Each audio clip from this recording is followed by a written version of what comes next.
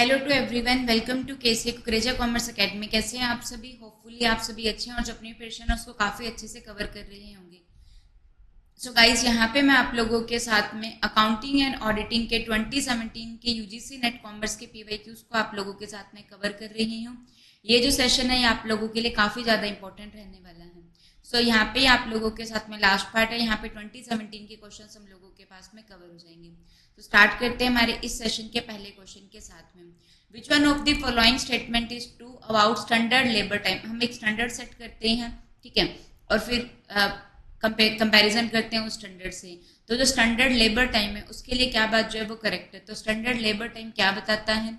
Standard labour time indicate करता है time in hours की हम लोगों को इस प्रोसेस स्पेसिफिक प्रोसेस को करने के लिए कितने टाइम की जरूरत होती है। ये आप लोगों के पास में क्या होता है? स्टैंडर्ड लेबर टाइम होता है। स्टैंडर्ड लेबर टाइम क्या इंडिकेट करता है? कितना टाइम हमें चाहिए, ठीक है। ये पास्ट एक्सपीरियंस के बेस पे स्टैंडर्डाइज होता है, ऐसा नहीं है, ठीक है। तो ये आप लोगों के जब स्टैंडर्ड टाइम सेट किया जाता है तो फैटीग या फिर टूल सेटिंग का समय नहीं दिया जाता। ये वाली बात गलत है, क्योंकि इसके लिए प्रॉपर थकान होती है तो उसके लिए प्रॉपर स्टैंडर्ड टाइम दिया जाता है।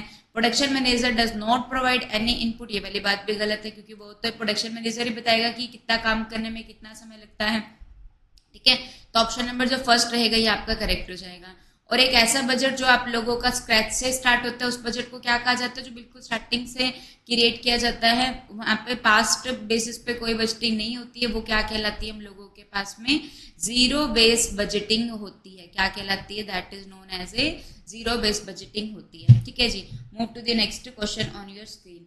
अंडर द यील्ड मेथड, अलग अलग मेथड होते हैं इक्विटी शेयर के वैल्यूएशन के। तो यहाँ पे किस मेथड की बात की जा रही है? यील्ड वैल्यूएशन की क्या की जा रही है? बात की जा रही है।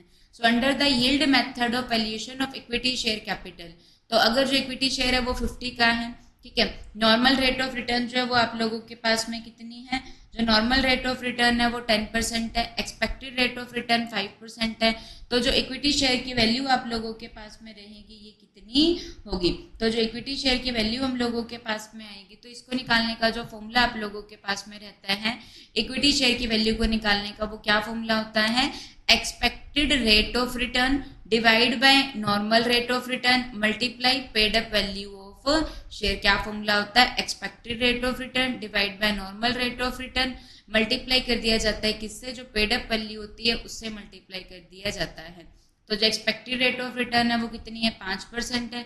नॉर्मल रेट ऑफ रिटर्न 10% है और पेड अप वैल्यू कितनी है? 50 है।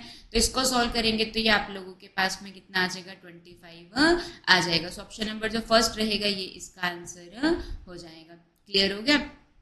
Move to the next question. Which one of the following combination of rule stand true while preparing schedule of change in working capital? तो जो schedule of change in working capital होता है ये आप लोगों के पास में कहाँ पे प्रिपेयर होता है?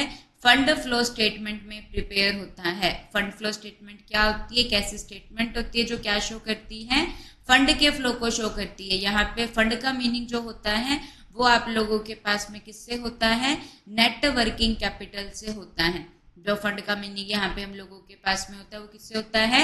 नेट वर्किंग कैपिटल से होता है। नेट वर्किंग कैपिटल का फॉर्मूला क्या रहता है? Current assets minus current liability होता है। क्लियर हो गया? और जो नेट वर्किंग कैपिटल होती है ये आप लोगों के पास में कैसा कंसेप्ट होता है?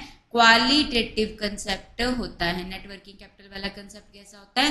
क्वालिटेटिव कंसेप्ट होता है। तो जब फंड फ्लो स्टेटमेंट होती है तो उसकी दो साइड्स आप लोगों के पास में रहती हैं। कौन कौन सी होती है दो साइड्स? एक होती है सोर्सेज ऑफ फंड और एक क्या होता है? एप्लीकेशन ऑफ फंड होता है, ठीक है। एक क्या होता है? सोर्सेज ऑफ फंड और एक क्या होता है? एप्लीकेशंस ऑफ फंड होता है, ठीक है। सो फंड फ्लो स्टेटमेंट में क्या प्रिपेयर किया जाता है? Schedule of change in working capital. So उसके अंदर क्या कनेक्शन आप लोगों के पास में होता है? यहाँ पे करंट एसेट्स के साथ में पॉजिटिव रिलेशन होता है। अगर करंट एसेट इंक्रीज होती है तो वर्किंग कैपिटल भी क्या होती है? इंक्रीज होती है। करंट एसेट डिक्रीज होती है तो वर्किंग कैपिटल भी क्या होती है? डिक्रीज होती है। करंट लायबिलिटी की अगर हम लोग बात करें तो आप लोगों के पास में क्या होता है? अगर करंट लायबिलिटी जो होती है इसके साथ में इनवर्स रिलेशनशिप होता है। अगर करंट लायबिलिटी क्या होती है? इंक्रीज होती है तो वर्किंग कैपिटल क्या होते हैं, डिक्रीज होती हैं।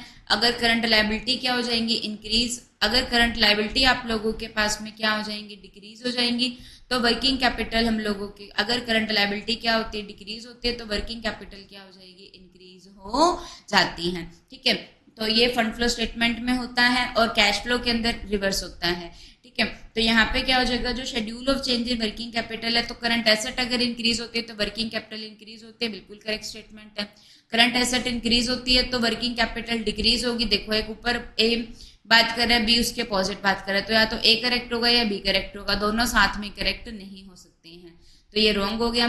करंट लायबिलिटी, अगर करंट एसेट इंक्रीज, अगर करंट एसेट की इंक्रीज होने से वर्किंग कैपिटल इंक्रीज हो रही है तो वही सेम करंट लायबिलिटी में भी अप्लाई नहीं होगा। तो करंट लायबिलिटी अगर इंक्रीज होती है तो वर्किंग कैपिटल डिक्रीज होगी। तो ऑप्शन नंबर जो सेकंड रहेगा ये इसका आंसर आ जाएगा। क्लियर हो गया? ठीक है जी, move to the next question. Okay जी, तो यहाँ पे देखिए ये 2017 का लास्ट क्वेश्चन हम लोगों के पास में, which one of the following is not the quality of human resource. तो अलग अलग टाइप के रिसोर्सेज होते हैं ऑर्गेनाइजेशन के अंदर, मैन, मटेरियल, मशीनरी, तो ह्यूमन रिसोर्सेज होते हैं। ठीक है, तो उसके बारे में क्या क्वालिटी ट्रू नहीं है, तो जो उसका बिहेवियर होता है वो क्या होता है, इनकंसिस्टेंट होता है, अनप्रिडिक्टेबल होता है। बिल्कुल करेक्ट है कि जो बिहेवियर होगा ह्यूमन का वो पता नहीं कि वो क्या चाहता है, तो नोट बताना है, तो ये तो सही है।